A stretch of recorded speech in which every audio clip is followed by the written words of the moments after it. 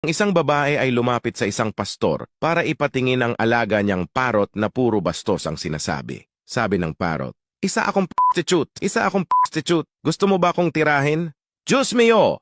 Napakabastos naman ng parot na ito. Meron din akong 2 parot at ang alam lang nilang gawin ay magdasal. Sabi nung pastor. Talaga ba, pastor? Sagot nung babae. Oo, sumama ka sa akin at ipakilala natin yung parot mo para matuto din siyang magdasal, sabi nung pastor. Pumunta ang babae sa bahay ng pastor at nakita nito ang 2 parot na nakapikit, taimtim na nagdarasal. Wow, ang galing naman po ng parot nyo. Mukhang babait na ang parot ko kapag sinama ko sa kanila, sabi nung babae. Pinasok na ng pastor ang parot sa kulungan. Sabi nung parot, isa akong prostitute, isa akong prostitute. Gusto mo ba akong tirahin? Dumilat naman ang isang parot at nakita nito ang parot nung babae.